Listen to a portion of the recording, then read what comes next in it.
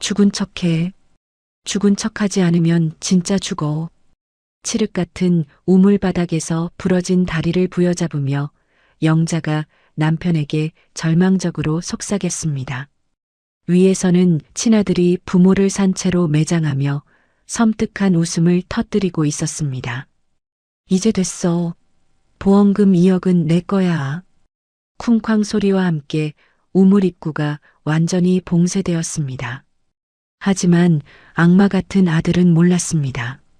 지옥에서 기어 나온 부모가 그의 파티장에 나타나 모든 것을 산산조각 낼 준비를 하고 있다는 것을.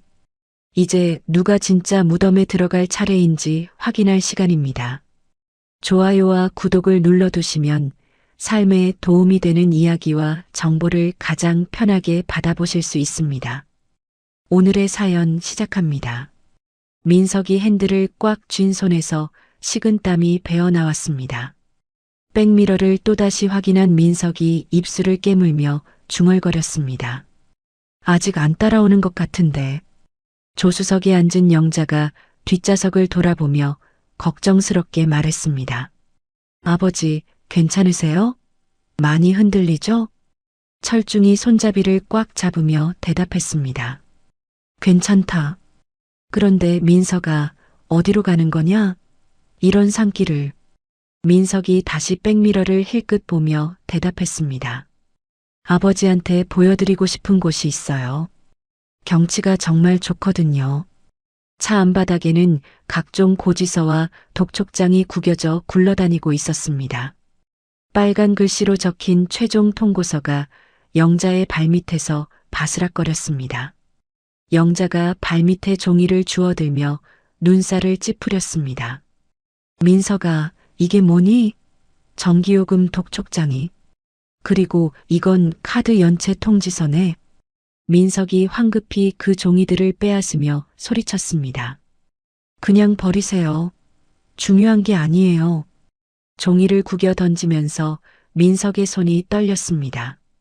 철중이 아들의 이상한 행동을 지켜보며 의아해했습니다. 민석아, 요즘 회사 일이 힘드냐? 얼굴이 많이 상했네. 민석이 룸미러로 자신의 모습을 보더니 억지 웃음을 지었습니다.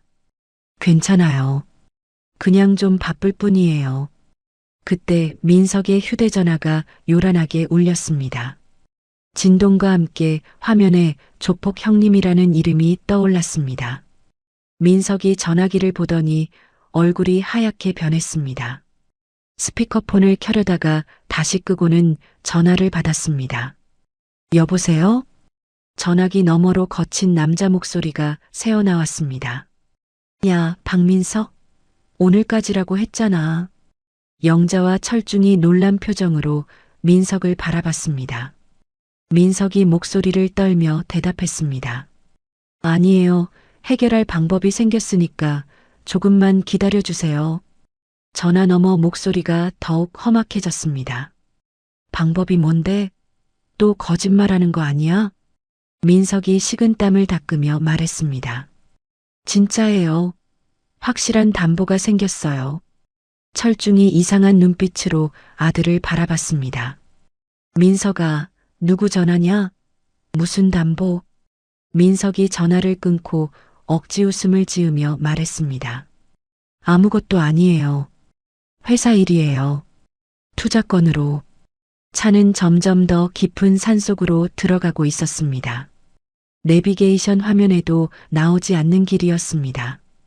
양쪽으로 우거진 나무들이 하늘을 가려 어둠침침했습니다. 영자가 창밖을 내다보며 불안해했습니다. 민석아, 여기가 어디니? 너무 으스스한데. 사람도 안 보이고. 민석이 거친 숨을 내쉬며 대답했습니다. 곧 도착해요. 정말 좋은 곳이에요. 공기도 맑고. 차 안에는 이상한 침묵이 흘렀습니다. 민석만이 계속 백미러를 확인하며 불안해했습니다. 차가 멈춘 곳은 폐가 터 근처였습니다. 주변에는 사람들이 몰래 버리고 간 쓰레기들이 여기저기 널려 있었습니다. 녹슨 냉장고, 찢어진 소파, 깨진 TV가 나뒹굴고 있었습니다. 민석이 차에서 내리며 억지로 밝은 목소리를 냈습니다. 자, 도착했어요. 공기 좀 마셔보세요. 영자가 코를 막으며 인상을 찌푸렸습니다. 여기서 무슨 냄새가 나는데? 민서가 여기가 소풍 장소야? 썩은 음식물과 곰팡이 냄새가 진동했습니다. 철중이 지팡이를 짚고 천천히 내리며 주변을 둘러봤습니다. 이상하네. 여기 쓰레기가 왜 이렇게 많지? 불법 투기장인가? 민석이 아버지의 팔을 붙들며 재촉했습니다. 저쪽으로 가보세요. 진짜 경치 좋은 곳이 있어요. 영자가 손에 든 도시락 가방을 꼭 쥐고 망설였습니다. 민서가 여기서 도시락 먹기는 좀. 민석이 부모를 강제로 끌고 가며 말했습니다. 괜찮아요. 금방 갈 거예요. 민석은 부모를 수풀로 가려진 낡은 우물가로 이끌었습니다. 우물 주변에는 썩은 매트리스와 쓰레기 봉투들이 산더미처럼 쌓여 있었습니다. 파리들이 윙윙거리며 날아다녔습니다. 영자가 손으로 코를 막으며 뒤로 물러섰습니다. 민서가 여기 너무 더러워. 다른 곳으로 가자. 냄새가 너무 심해. 철중도 지팡이에 의지하며 고개를 저었습니다. 여기는 아니다. 도저히 앉을 수가 없어. 민석이 우물 난간에 부모를 억지로 앉히며 말했습니다. 잠깐만요. 여기서 쉬었다가 가요. 다리 아프시잖아요.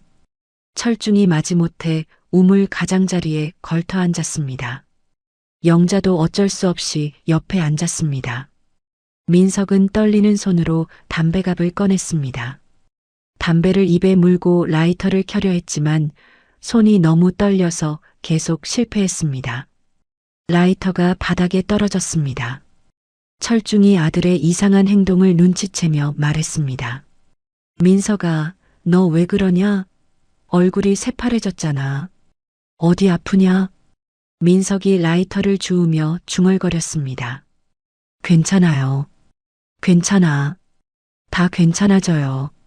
영자가 걱정스럽게 아들을 바라봤습니다. 민석아, 무슨 일이야?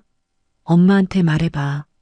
그 순간 민석의 눈빛이 독하게 변했습니다.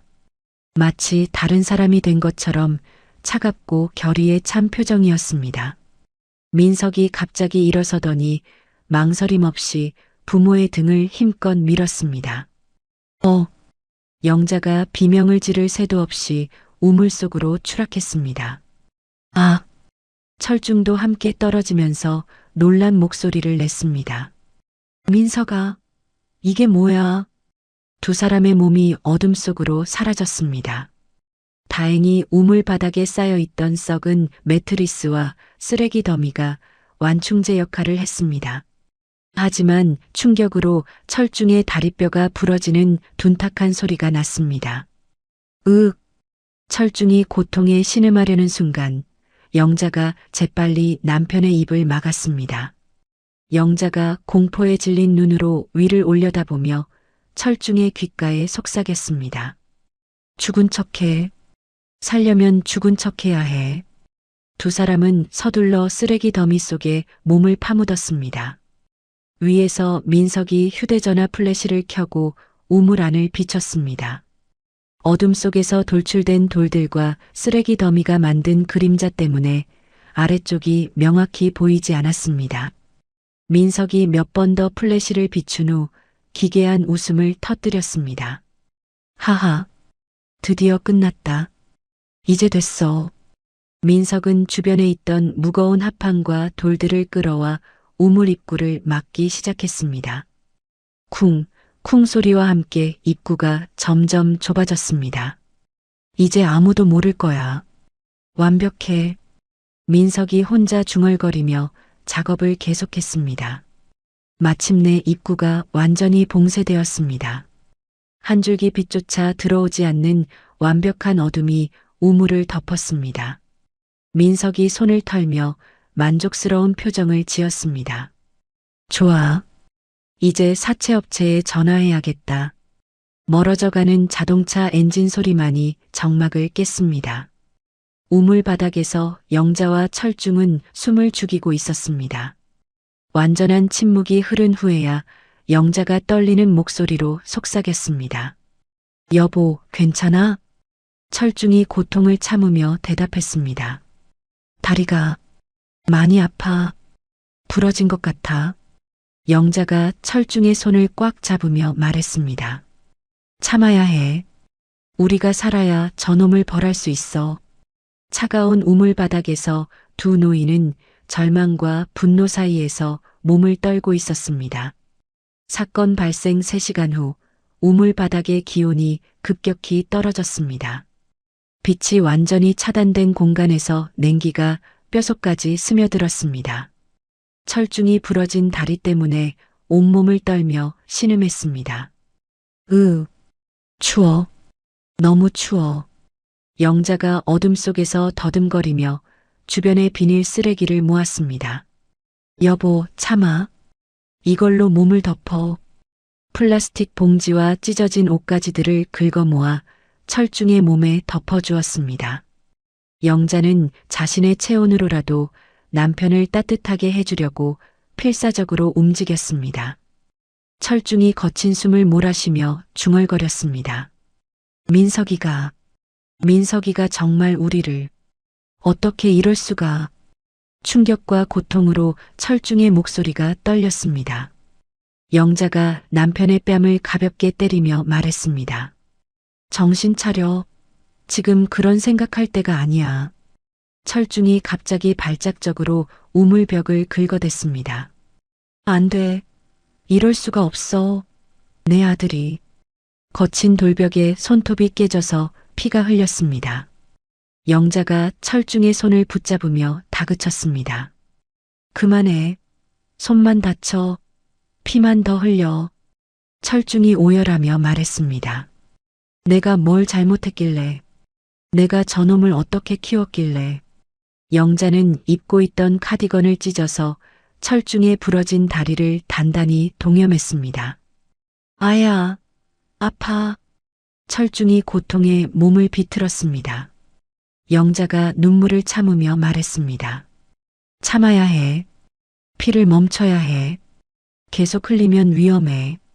우물 바닥구석에서 쥐들이 쓰레기를 파헤치는 소리가 들렸습니다. 바스락 바스락. 어둠 속에서 작은 발톱 소리와 찍찍거리는 울음소리가 섞였습니다. 영자가 손에 잡히는 깨진 벽돌을 움켜쥐며 경계했습니다. 저리 가. 가까이 오지 마. 벽돌을 던지는 소리가 우물 안에 메아리 쳤습니다.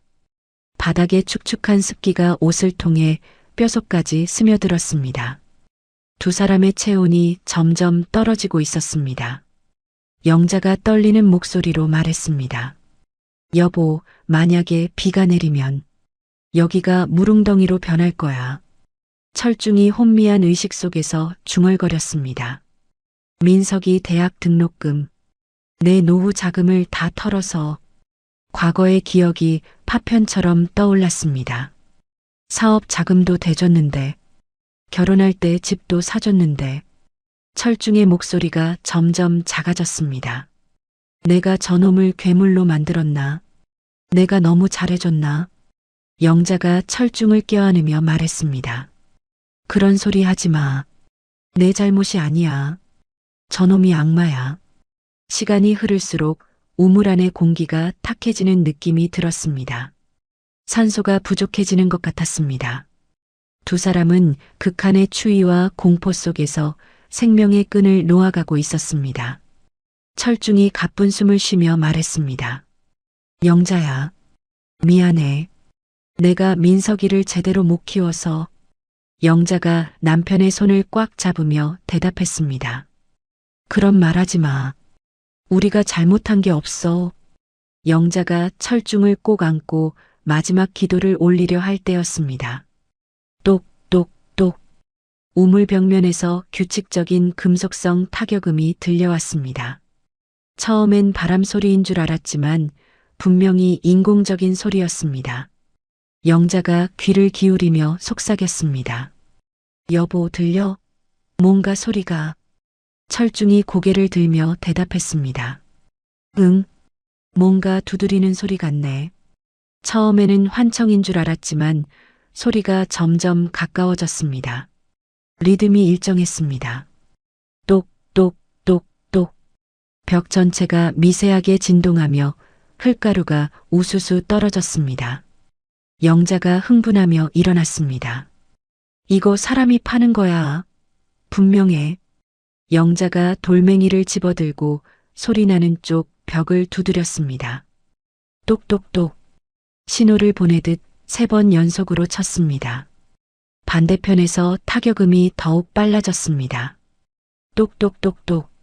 4번 대답이 왔습니다. 영자가 흥분하며 소리쳤습니다. 누군가 있어. 사람이 있어. 우리 신호를 알아들었어. 철중도 기운을 차리며 말했습니다. 정말 누군가 있는 거야? 타격 소리가 점점 더 강해졌습니다. 뚱, 뚱, 뚱. 마치 큰 망치로 두드리는 것 같았습니다. 갑자기 벽면에서 돌가루가 쏟아져 내렸습니다. 뭔가 무너지는 소리가 났습니다. 우르르르. 영자가 철중을 끌어안으며 벽에서 멀어졌습니다. 조심해. 무너진다.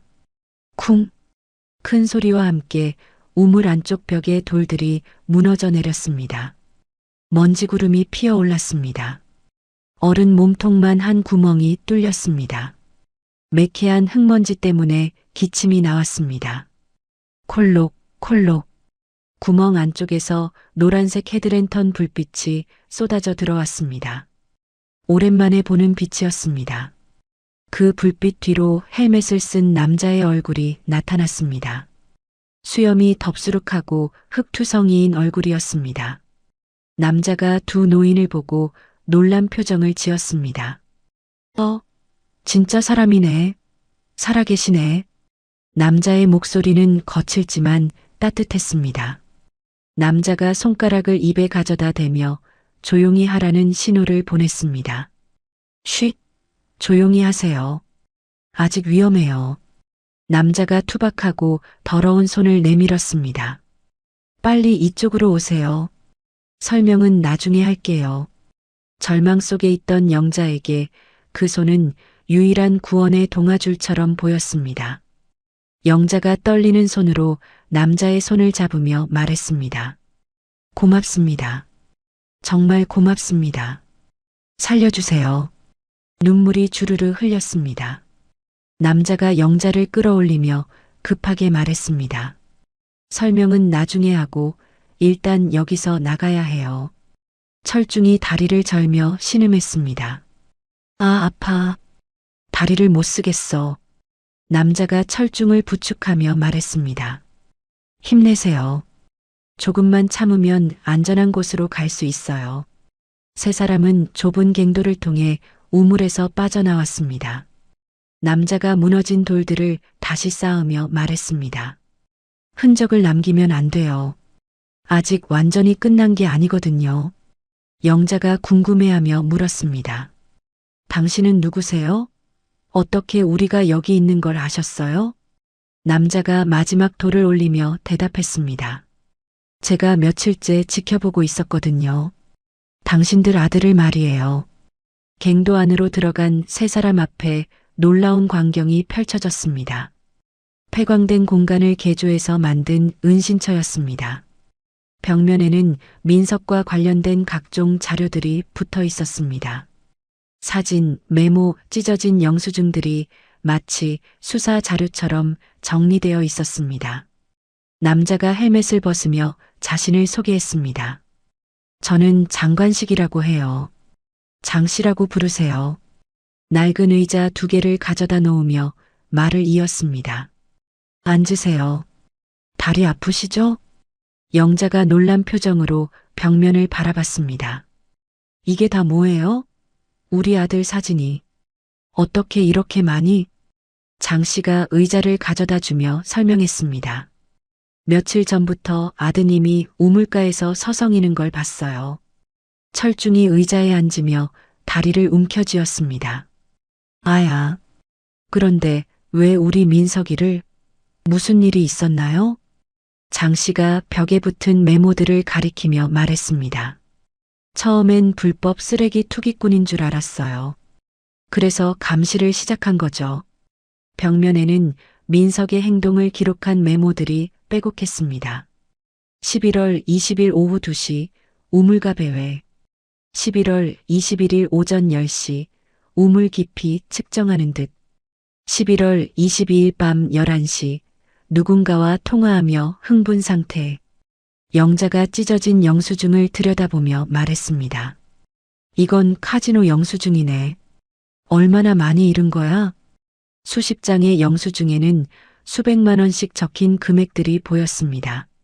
장 씨가 낡은 테이프 레코더를 꺼내며 말했습니다.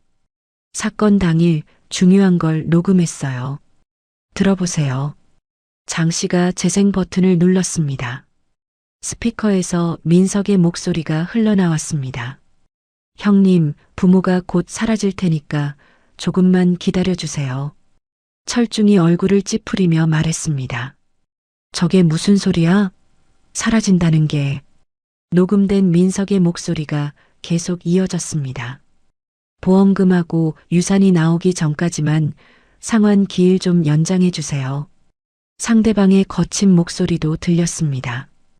야, 박민석? 또 거짓말하는 거 아니야? 민석이 다급하게 대답하는 소리가 이어졌습니다. 아니에요. 확실한 담보가 생겼다고요. 늙은이들 보험금이 얼만데요? 영자가 손으로 입을 막으며 말했습니다. 세상에, 우리를 죽이려고 한 게 아니라 돈 때문에? 장 씨가 고개를 끄덕이며 설명했습니다. 맞아요. 아직 돈을 받은 게 아니에요. 실종을 담보로 사채업자들을 안심시키려는 거였어요. 철중이 주먹을 불끈 쥐며 말했습니다. 그럼 우리가 죽어야 저놈이 돈을 받는다는 얘기네요? 장 씨가 벽에서 또 다른 종이를 떼어내며 보여줬습니다. 이건 아드님이 작성한 보험금 수령 계획서예요. 종이에는 생명보험금 2억, 상해보험금 5천만 원 등이 적혀 있었습니다. 영자가 종이를 보며 분노했습니다. 이 못된 놈이 우리를 돈으로만 본 거야? 장 씨가 조용한 목소리로 말했습니다. 그런데 더 심각한 문제가 있어요. 철중이 궁금해하며 물었습니다. 더 심각한 문제요? 장 씨가 다른 녹음기를 꺼내며 설명했습니다. 사채업자들 사이에 도청한 대화예요. 새로운 녹음이 재생되었습니다. 박민석 그놈, 이번 주말에 파티 연다며? 응, 부모 죽었다고 위로회 겸 축하 파티래. 정말 뻔뻔한 놈이네. 확실히 죽었는지 확인해야겠어. 영자와 철중이 서로를 바라봤습니다. 장 씨가 설명을 이어갔습니다. 민석 씨가 사채업자들에게 당신들의 죽음을 증명하려고 파티를 여는 거예요. 철중이 이해가 안 된다는 표정으로 말했습니다. 파티를 우리가 죽었다면서? 장 씨가 고개를 끄덕였습니다. 위로회라는 명목이지만 실제로는 사채업자들에게 보여주기 위한 거죠. 영자가 분노에 떨며 말했습니다. 이 악마 같은 놈, 우리를 죽이고 파티까지? 장 씨가 진정시키며 말했습니다. 하지만 이건 기회이기도 해요. 철중이 의아해하며 물었습니다. 기회요? 장 씨가 벽에 붙은 평면도를 가리키며 설명했습니다. 파티장에 나타나셨다고 생각해 보세요. 어떻게 될까요? 영자가 눈을 번뜩이며 말했습니다. 우리가 살아서 나타나면 저놈의 거짓말이 다 드러나겠네요. 장 씨가 미소를 지으며 말했습니다. 그뿐만 아니라 사채업자들이 민석을 어떻게 생각할까요? 철중이 이해하며 말했습니다. 사기꾼으로 보겠죠. 담보가 사라졌으니까. 장 씨가 과거를 회상하며 말했습니다. 저는 원래 형사였어요. 강력계에서 20년 근무했죠. 뜻밖의 고백에 두 사람이 놀랐습니다. 하지만 뺑소니 사고로 가족을 잃었어요. 범인을 못 잡았죠. 장 씨의 목소리가 무거워졌습니다. 그 죄책감에 경찰을 그만두고 이렇게 숨어 살게 됐어요. 영자가 동정어린 눈으로 바라봤습니다. 그런 사연이 장 씨가 다시 강단 있는 목소리로 말했습니다. 하지만 이번엔 다릅니다. 제가 직접 보고 들은 증거가 있거든요. 철중이 결심한 표정으로 말했습니다. 그럼 어떻게 하면 되죠? 파티장에 나타나기만 하면 돼요? 장 씨가 고개를 저으며 말했습니다. 단순하게 나타나면 안 돼요. 완벽하게 민석을 무너뜨려야 해요. 영자가 진지하게 물었습니다. 어떻게요? 장 씨가 벽에 붙은 계획표를 가리키며 설명했습니다. 파티 도중에 모든 증거를 공개하는 거예요. 녹음 파일, 보험금 계획서, 도박빚 내역서 등이 정리되어 있었습니다. 사채업자들 앞에서 민석의 사기 행각을 다 폭로하는 거죠. 철중이 무릎을 치며 말했습니다. 좋아요. 저놈이 우리에게 한 짓을 똑같이 갚아주는 거네요. 영자가 눈물을 닦으며 말했습니다. 법으로 벌하는 것보다 더 혹독한 벌을 받게 하는 거군요. 장 씨가 확신에 찬 목소리로 말했습니다. 사채업자들의 손에 걸리면 법보다 무서울 거예요. 세 사람은 갱도 안에서 민석을 완벽하게 무너뜨리기 위한 작전을 세우기 시작했습니다. 철중이 부러진 다리를 내려다보며 말했습니다. 다리는 아프지만 마음만은 복수를 위해 불타오르네요. 영자가 남편의 손을 잡으며 말했습니다. 우리 손녀 지민이도 생각해야 해요. 저 악마한테서 구해내야죠. 장 씨가 고개를 끄덕이며 말했습니다. 맞아요. 이번이 마지막 기회일 거예요. 램프 불빛 아래 모인 세 사람의 그림자가 벽면에 길게 드리워졌습니다. 복수를 위한 연대가 시작되었습니다. 다음 날 새벽 장 씨의 안내로 폐광 환기구를 통해 지상으로 나온 세 사람은 숨을 고르며 주변을 살폈습니다. 인근 야산에 숨겨진 장 씨의 컨테이너, 은신처가 보였습니다. 녹슨 철제 컨테이너였지만 내부는 생활에 필요한 모든 것이 갖춰져 있었습니다. 장 씨가 컨테이너 문을 열며 말했습니다. 여기서 몸을 좀 추스르세요. 파티까지 며칠 남지 않았거든요. 컨테이너 안에는 각종 전자장비와 망원경이 놓여 있었습니다. 벽면에는 민석의 집 평면도와 사진들이 붙어 있었습니다. 영자가 망원경을 들여다보며 놀라워했습니다. 여기서 우리 집이 다 보이네요. 장 씨가 망원경을 조정하며 설명했습니다. 며칠째 관찰하고 있어요. 민석 씨 집에 수상한 사람들이 자주 드나들거든요. 철중이 의자에 앉으며 다리를 만져봤습니다. 아직도 많이 아프네요. 하지만 참을 수 있어요. 그때 망원경 너머로 검은 양복을 입은 남자들이 민석의 집으로 들어가는 모습이 보였습니다. 장 씨가 급히 망원경을 조정하며 말했습니다. 저기 보세요. 사채업자들이 또 왔네요. 세 사람이 번갈아 망원경을 들여다봤습니다. 민석이 대문 앞에서 그들에게 굽신거리는 모습이 보였습니다. 영자가 분노하며 말했습니다. 저 비겁한 놈. 우리한테는 그렇게 나쁜 짓을 하고. 장 씨가 보조 장비를 꺼내며 말했습니다.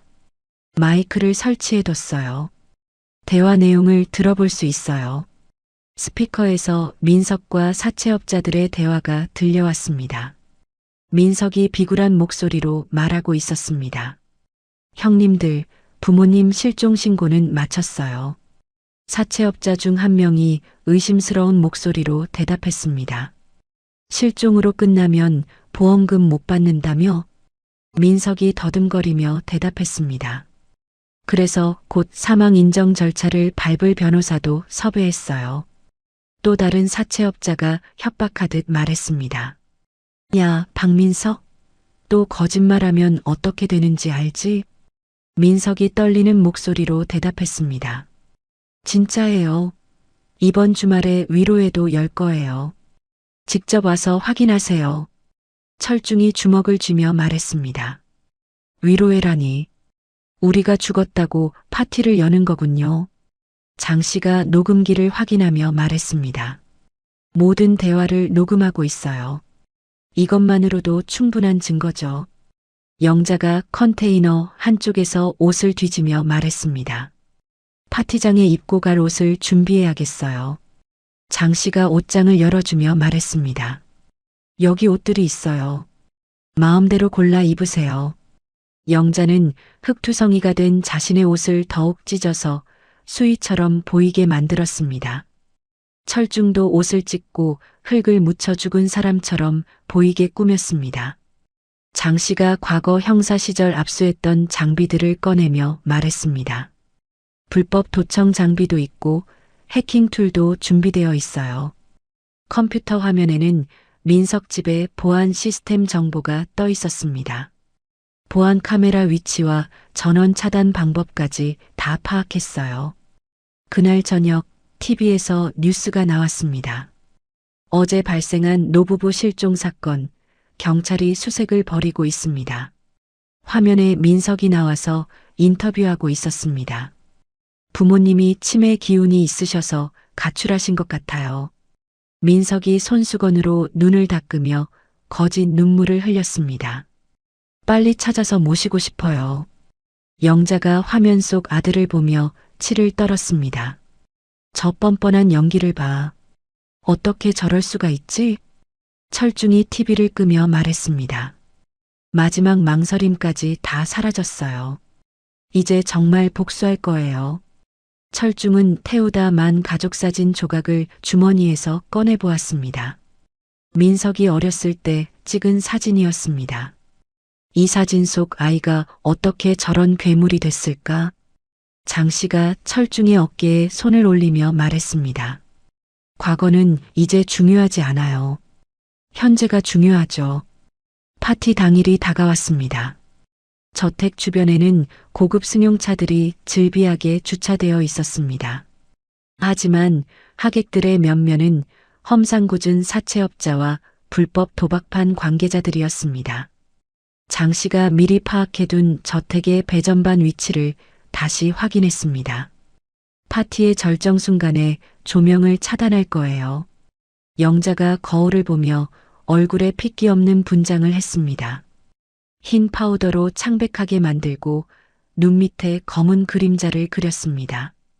철중은 지팡이를 짚고 비장한 표정으로 저택을 응시했습니다. 드디어 때가 왔네요. 해가 지고 어둠이 깔리자 세 사람은 낡은 트럭을 타고 저택으로 향했습니다. 뒷산의 새길을 통해 은밀하게 접근했습니다. 장 씨가 먼저 담을 넘어보안 카메라의 방향을 돌렸습니다. 전직 형사의 민첩함으로 흔적을 남기지 않고 작업했습니다. 뒷문의 잠금 장치도 해제했습니다. 저택 안에서는 시끄러운 음악 소리가 들려왔습니다.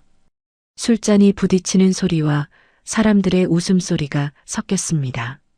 민석이 마이크를 잡고 건배사를 외치는 소리가 담장을 넘어왔습니다. 부모님의 명복을 빌며 건배. 영자가 이를 갈며 말했습니다. 저 악마 같은 놈. 우리 명복을 빈다고?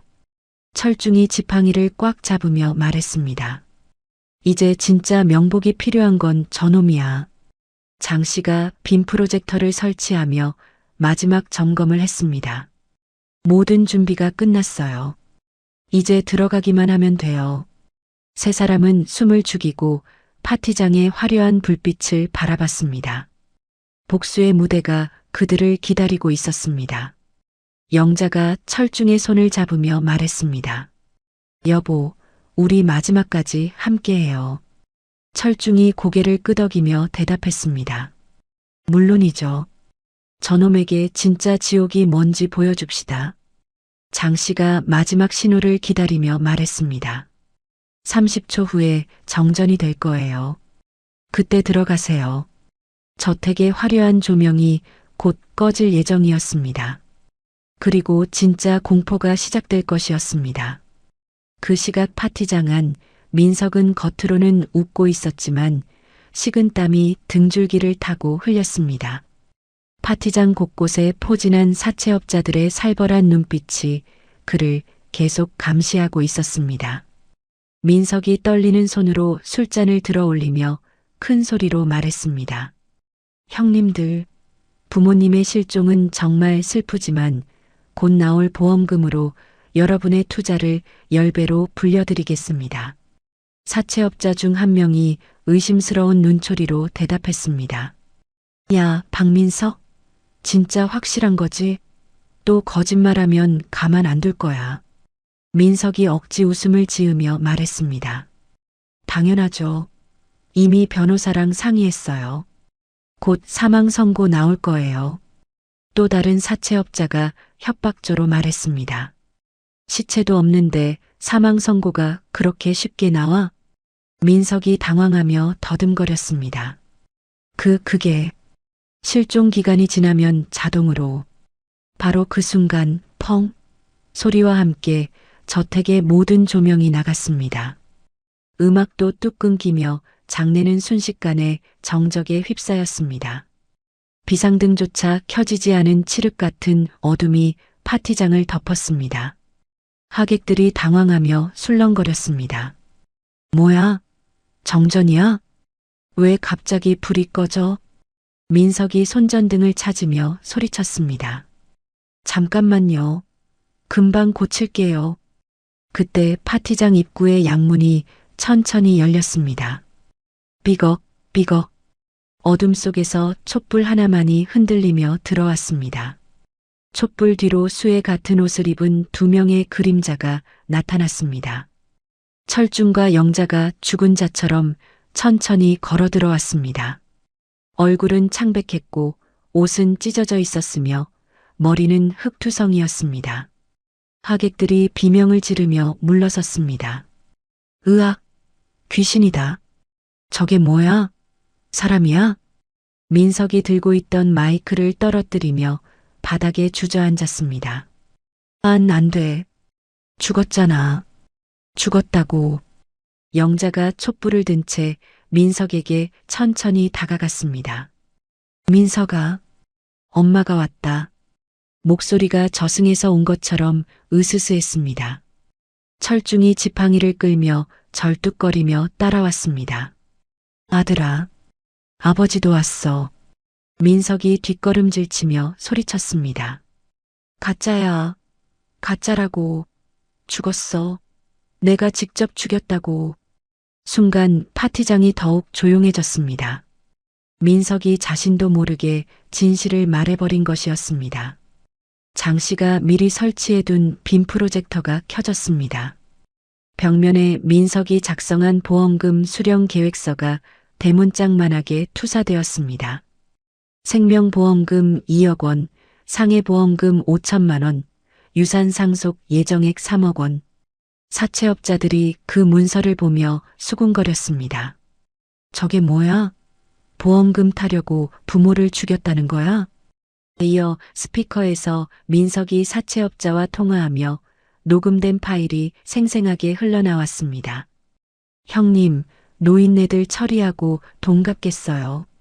부모가 곧 사라질 테니까 조금만 기다려주세요.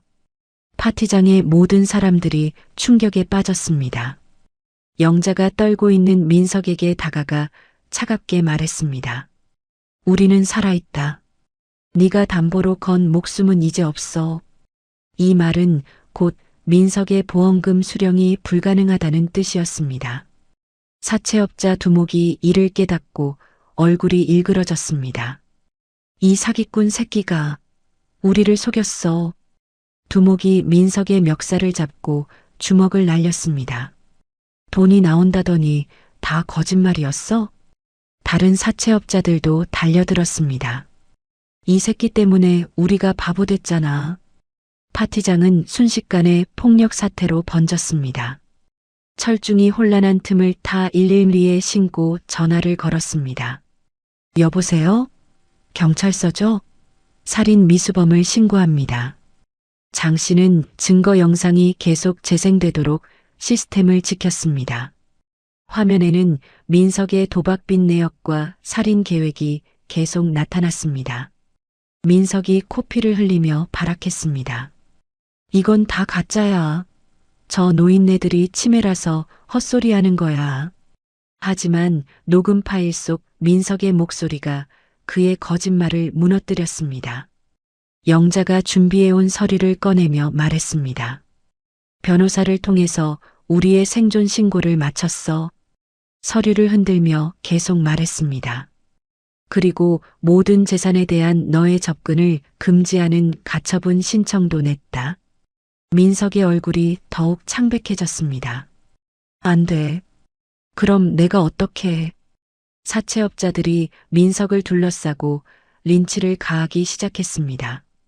야, 박민석, 우리 돈 어떻게 할 거야? 확실한 담보라더니 다 거짓말이잖아. 궁지에 몰린 민석이 바닥에 깨진 유리병 조각을 집어들었습니다. 피가 나도 상관없이 꽉 잡고 미친 듯이 휘둘렀습니다. 다 비켜. 가까이 오지 마. 이성을 완전히 잃은 민석의 눈에는 광기만 가득했습니다. 사채업자들도 잠깐 뒤로 물러섰습니다. 이 미친놈이 진짜 위험해. 그때 2층 계단에서 어린아이의 울음소리가 들렸습니다. 아빠, 무서워. 소란스러운 소리에 놀란 지민이 방에서 나와 계단을 내려오고 있었습니다. 민석이 지민을 발견하고 계단으로 뛰어 올라갔습니다. 지민아, 아빠한테 와. 철중과 영자가 동시에 소리쳤습니다. 지민아, 도망가. 하지만 이미 늦었습니다. 민석이 지민을 낚아채고 깨진 유리병을 아이의 목에 겨누었습니다. 다 비켜. 가까이 오면 이 애를 죽여버릴 거야. 지민이 공포에 질려 울음을 터뜨렸습니다. 할머니, 할아버지, 살려주세요. 파티장의 모든 사람들이 숨을 죽였습니다. 복수의 순간이 최악의 위기로 바뀌었습니다. 소란스러운 소리에 2층 방에 갇혀있던 지민이 두려움에 떨며 방문을 열었습니다. 계단을 조심스럽게 내려오던 지민의 눈에 피투성이가 된 아빠와 험악한 어른들이 들어왔습니다. 아이는 그 자리에서 얼어붙었습니다. 아빠, 왜 피가? 사채업자들에게 몰려 생명의 위협을 느끼던 민석이 지민을 발견했습니다. 본능적으로 계단을 뛰어 올라가 아이를 낚아챘습니다. 지민아, 아빠한테 와. 빨리. 지민이 무서워하며 뒤로 물러섰지만 이미 민석의 손에 잡혔습니다. 민석이 깨진 유리병을 지민의 가는 목에 겨누며 소리쳤습니다. 다 비켜. 가까이 오면 다 죽여버릴 거야. 유리 조각이 지민의 목에 닿아 살짝 베었습니다. 가는 빨간 선이 아이의 목에 나타났습니다. 사채업자들도 아이를 인질로 잡은 광기 어린 모습에 잠시 주춤하며 물러섰습니다. 야, 박민석, 미쳤냐? 애까지 끌어들이게. 파티장은 팽팽한 대치 상태가 되었습니다. 철중과 영자가 손녀의 목에서 피가 배어나오는 것을 보고 비명을 질렀습니다. 지민아, 안 돼. 제발. 영자가 무릎을 꿇으며 애원했습니다. 민석아, 돈은 다 줄 테니까 제발 아이는 놔줘. 철중도 지팡이를 던지고 두 손을 모으며 말했습니다. 제발. 지민이한테는 손대지 마. 우리가 뭘 잘못했든 아이는 무죄야. 하지만 민석은 이미 대화가 통하지 않는 상태였습니다. 눈이 완전히 돌아가 있었습니다. 차라리 다 같이 죽자. 어차피 내 인생도 끝났어. 민석이 횡설수설하며 지민을 더 꽉 껴안았습니다. 지민은 공포에 질려 숨도 제대로 쉬지 못했습니다. 할머니, 할아버지, 무서워요. 아이의 작은 목소리가 파티장에 메아리 쳤습니다.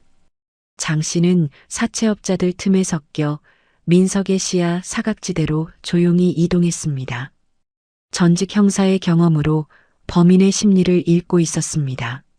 민석이 경찰 사이렌 소리가 멀리서 들려오자 더욱 흥분했습니다. 경찰이 온다고? 이제 정말 끝이야. 민석이 지민을 끌고 뒷문 쪽으로 이동하려 했습니다. 모두 비켜. 나도 살고 싶어. 철중이 민석의 시선을 끌기 위해 지팡이를 들어 올렸습니다.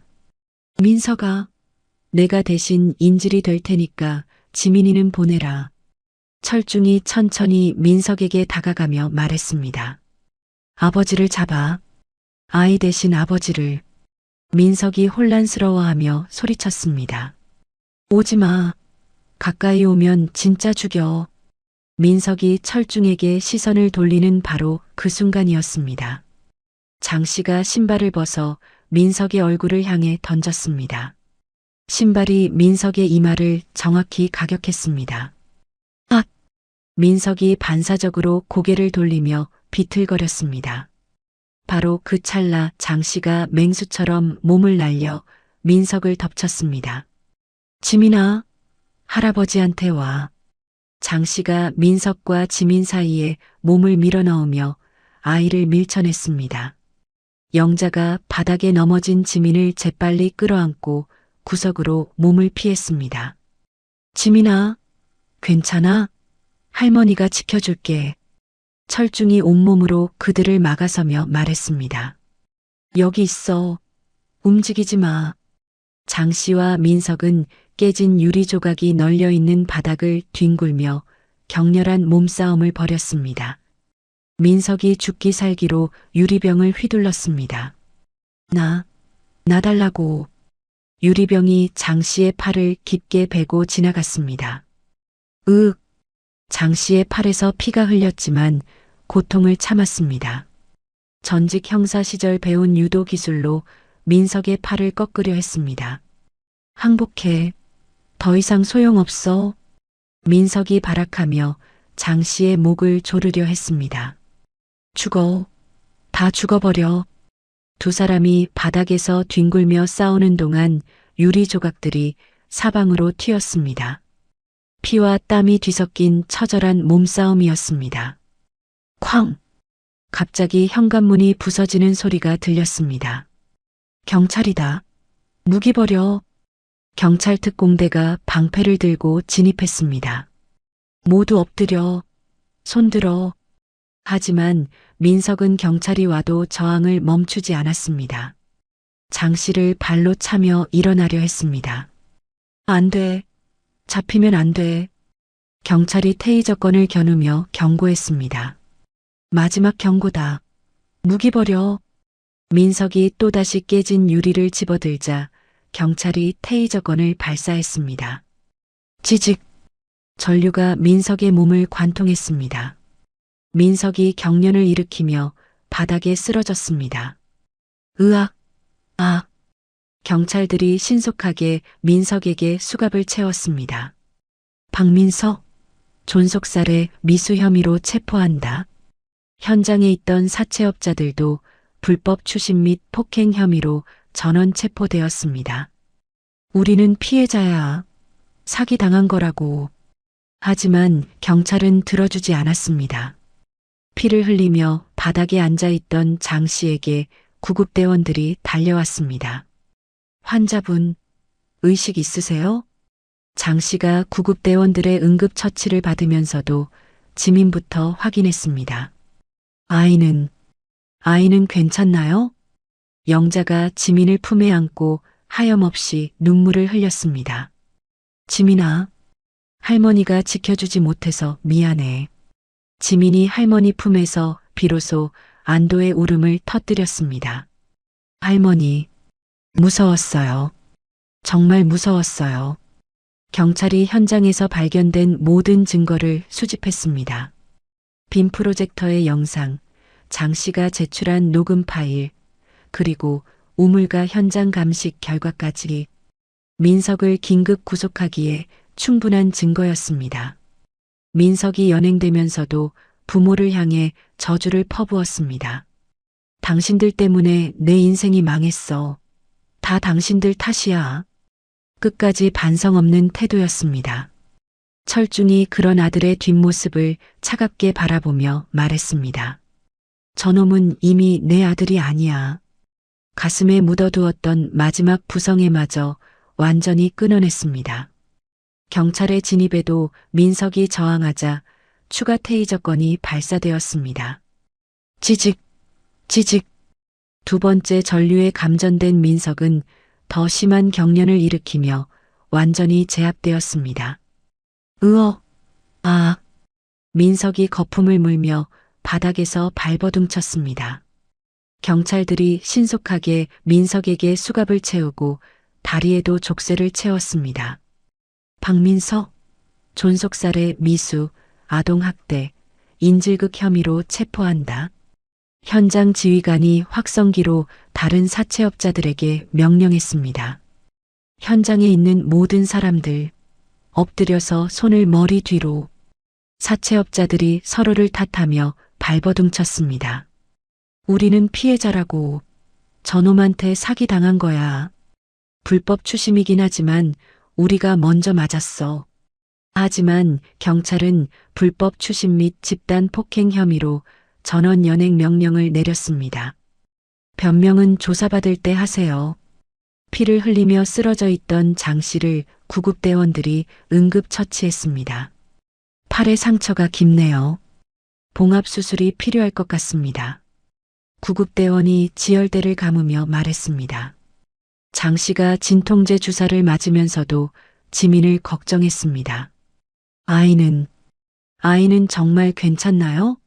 목에 상처는 없고? 간호사가 지민을 살펴보며 대답했습니다. 다행히 깊지 않은 찰과상이에요. 소독만 해주면 될 것 같습니다. 영자가 지민을 품에 안고 눈물을 멈추지 못했습니다. 지민아, 할머니가 늦어서 미안해. 정말 미안해. 지민이 할머니의 목을 끌어안으며 말했습니다. 괜찮아요. 할머니가 구해줬잖아요. 철중이 장씨 곁에 무릎을 꿇으며 말했습니다. 고마워요. 당신이 아니었다면. 장씨가 고개를 저으며 대답했습니다. 당연한 일을 했을 뿐이에요. 경찰이 현장에서 발견된 증거들을 체계적으로 수집했습니다. 빔 프로젝터에 투영된 민석의 보험금 계획서, 장 씨가 제출한 민석과 사채업자의 통화 녹음 파일, 우물가에서 발견된 민석의 지문과 발자국, 그리고 파티 현장에서 민석이 직접 자백한 살인 고백까지 수사관이 철중과 영자에게 말했습니다. 충분한 증거가 확보되었습니다. 민석 씨는 긴급 구속될 예정입니다. 민석이 연행되어 나가면서도 끝까지 악을 썼습니다. 이 모든 게 다 계획이었어. 저 늙은이들이 나를 함정에 빠뜨린 거야. 당신들이 나를 이렇게 만들었어. 내가 왜 이렇게 됐는지 알아? 철중이 그런 아들을 차갑게 쳐다보며 말했습니다. 저놈은 이미 우리 가족이 아니야. 가슴에 품고 있던 마지막 부성애의 끈을 완전히 끊어냈습니다. 구급차 안에서 장 씨가 부부에게 말했습니다. 이제 정말 끝났습니다. 더 이상 무서워하지 마세요. 씁쓸한 미소를 지으며 계속 말했습니다. 제가 오랫동안 찾던 정의가 이런 건가 봅니다. 철중이 장 씨의 피 묻은 손을 꼭 잡았습니다. 당신 덕분에 우리가 살았어요. 평생 잊지 않을게요. 며칠 후 경찰 조사 결과가 발표되었습니다. 민석의 범죄는 단순한 존속살해 미수에 그치지 않았습니다. 도박 빚을 갚기 위해 회사 공금을 횡령한 사실이 추가로 드러났습니다. 허위 투자 상품을 만들어 지인들을 속인 사기 행각도 밝혀졌습니다. 검찰이 기자회견을 열었습니다. 피고인 박민석은 총 12개의 혐의로 기소될 예정입니다. 존속살해 미수, 아동학대, 인질극, 사기, 횡령, 도박 등 사채업자들도 민석의 배신에 분노했습니다. 구치소에서 만난 조직폭력배들이 민석에게 보복을 예고했습니다. 야, 박민석, 우리를 이용해 먹고 튀려고 했지? 민석은 법적 처벌과 사적 보복의 이중 위협에 갇히게 되었습니다. 사건 현장이었던 저택은 경찰 수사가 끝난 후 폐쇄되었습니다. 화려했던 파티의 흔적과 핏자국이 뒤섞여 비참한 최후를 보여주었습니다. 깨진 유리 조각들과 뒤엉킨 의자들이 그날의 참상을 증명했습니다. 지민은 아동보호 전문기관에서 심리 상담을 받기 시작했습니다. 상담사가 부모에게 말했습니다. 아이가 받은 트라우마가 상당합니다. 꾸준한 치료가 필요해요. 하지만 지민이 할머니, 할아버지와 함께 있을 때는 안정감을 보였습니다. 가정법원에서 철중과 영자가 지민의 유일한 법정 보호자로 지정되었습니다. 판사가 말했습니다. 친부의 범죄로 인해 아동의 안전이 위험하다고 판단됩니다. 조부모님이 양육권을 갖는 것이 아동의 복리에 최선입니다. 며칠 뒤 병원에서 퇴원한 장 씨를 마중 나간 부부는 제안했습니다. 영자가 장 씨에게 말했습니다. 갈 곳이 없으시다면 당분간 저희와 함께 지내세요. 장 씨가 손사래를 치며 거절했습니다. 안 됩니다. 폐를 끼칠 수 없어요. 그때 지민이 달려와서 장 씨의 옷자락을 잡았습니다. 할아버지, 같이 살아요. 지민이가 할아버지 좋아해요. 장 씨가 지민의 맑은 눈을 보더니 결국 고개를 끄덕였습니다. 그럼, 잠시만요. 철중이 장 씨의 어깨에 손을 올리며 말했습니다. 이제 우리가 가족이에요. 새 노인과 한 아이는 서로의 상처를 보듬으며 새로운 시작을 준비했습니다.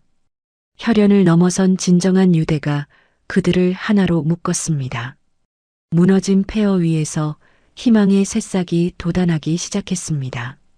영자가 지민의 손을 잡으며 말했습니다. 이제 우리가 지민이의 진짜 가족이야. 지민이 환하게 웃으며 대답했습니다. 네, 할머니, 할아버지, 그리고 장할아버지. 네 사람의 새로운 삶이 시작되었습니다.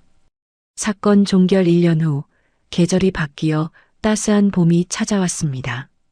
민석은 존속살해, 미수, 사기, 횡령, 아동학대 등 10여 가지 혐의가 모두 인정되어 무기징역을 선고받았습니다. 대법원까지 올라간 상고심에서도 형량이 그대로 확정되었습니다. 교도소 안에서도 민석에게 사기를 당했던 조직폭력배 수감자들의 괴롭힘이 계속되었습니다. 야, 박민석, 오늘도 변상할 돈 모았냐? 우리를 개처럼 부린 게 아직도 기억나? 민석은 하루하루를 지옥 속에서 보내며 과거를 후회했지만 이미 늦었습니다. 철중과 영자는 끔찍한 기억이 서린 도시를 완전히 떠났습니다. 공기 맑고 조용한 시골 마을에서 작은 주택을 마련해 정착했습니다. 약속했던 대로 전 재산을 범죄 피해자 지원센터와 고아원에 기부했습니다. 물질적으로는 가진 게 별로 없었지만 마음만은 그 어느 때보다 풍요로웠습니다. 오늘은 지민의 초등학교 입학식이 있는 특별한 날이었습니다. 영자가 밤새 다림질한 새 옷을 지민에게 입히며 말했습니다. 지민아, 오늘 정말 예쁘다. 학교에서 친구들 많이 사귀렴. 지민이 거울을 보며 빙글빙글 돌았습니다. 할머니, 저 정말 예쁘죠? 철중이 불편한 다리를 이끌고 현관을 나서며 말했습니다. 우리 지민이가 세상에서 제일 예뻐. 세 사람이 학교로 향하는 길에 횡단보도가 나왔습니다. 그곳에는 제복을 입은 장 씨가 학교 보안관 깃발을 들고 서 있었습니다. 아이들의 안전한 등교를 지도하고 있었습니다. 천천히 건너세요. 차 조심하고요. 장 씨는 부부의 신원 보증과 추천 덕분에 학교 보안관으로 취직할 수 있었습니다. 과거 형사 시절의 정의감을 아이들을 지키는데 온전히 쏟고 있었습니다. 지민이 장 씨를 보자마자 달려가며 소리쳤습니다. 할아버지, 장 씨의 품에 폴짝 뛰어들었습니다. 장 씨가 지민을 안아 올리며 세상을 다 가진 듯 환하게 웃었습니다. 우리 지민이 오늘 입학식이지? 축하해. 지민이 장 씨의 목에 팔을 두르며 말했습니다. 할아버지도 같이 가요. 철중과 영자도 다가와서 인사했습니다. 영자가 따뜻하게 말했습니다. 덕분에 지민이가 안전하게 등교할 수 있어요. 입학식이 시작되었습니다.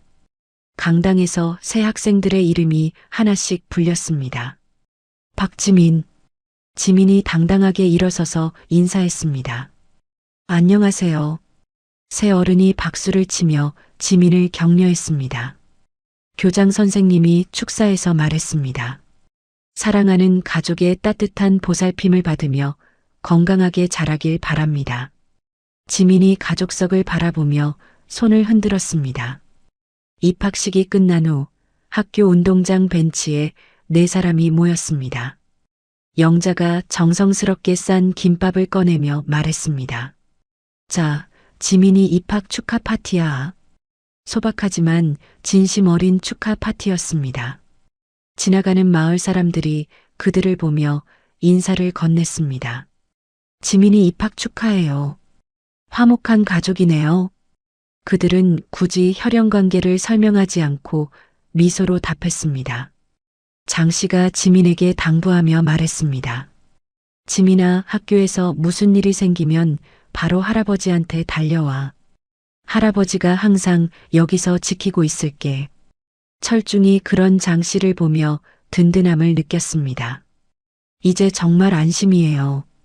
영자가 문득 하늘을 올려다보며 우물 속에서의 절망적이었던 순간을 떠올렸습니다.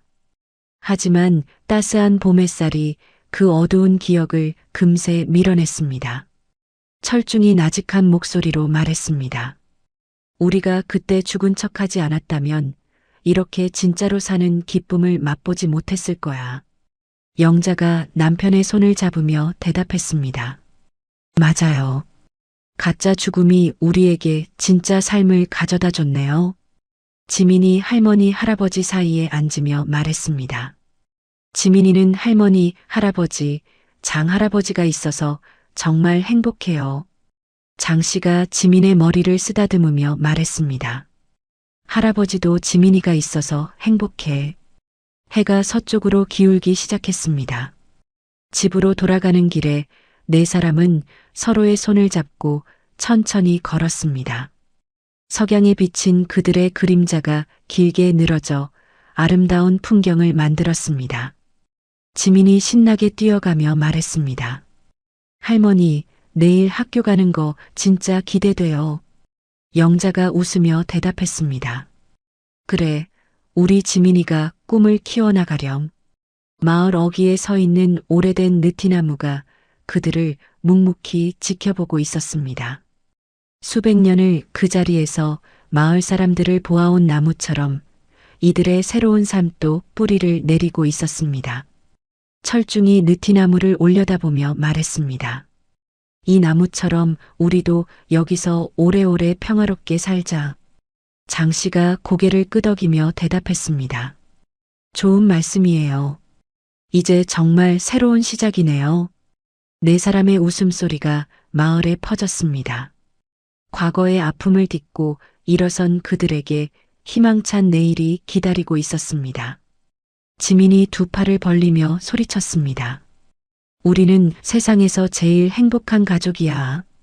그 목소리가 저 멀리 산 너머까지 울려 퍼졌습니다. 혈연을 넘어선 진정한 가족애가 그들을 하나로 묶어주었습니다. 카메라는 그들의 평화로운 뒷모습에서 서서히 멀어지며 마을 전체를 품에 안은 느티나무의 정경으로 이야기는 막을 내렸습니다. 새로운 희망과 함께 혈연이라는 이름으로 저질러진 배신과 탐욕 앞에서 진정한 가족의 의미를 되새겨보게 되는 이야기였습니다. 민석은 부모를 돈으로만 바라보며 가장 잔혹한 방법으로 배신했지만 결국 그 모든 것이 부메랑이 되어 자신에게 돌아왔습니다. 반면 혈연관계가 아님에도 불구하고 장 씨는 위험을 무릅쓰고 2 노인을 구해냈고 마지막까지 지민이를 지키기 위해 자신의 몸을 던졌습니다. 진짜 가족은 피보다 진심으로 만들어지는 것임을 보여주는 결말이었죠. 철중, 영자, 장 씨, 그리고 지민이가 만든 새로운 가족의 모습에서 우리는 희망을 발견할 수 있었습니다. 돈과 욕심에 눈이 멀어 가족을 해치는 일들이 현실에서도 종종 일어나고 있습니다. 하지만 이 이야기처럼 악행에는 반드시 대가가 따르고 진정한 사랑과 의리는 결국 승리한다는 것을 기억해야 할 것 같습니다. 여러분도 가족의 소중함을 다시 한번 생각해 보는 시간이 되셨기를 바랍니다. 이야기를 끝까지 들어주신 분이 계시다면 잘 들었다고 댓글 하나만 남겨주세요. 감사합니다.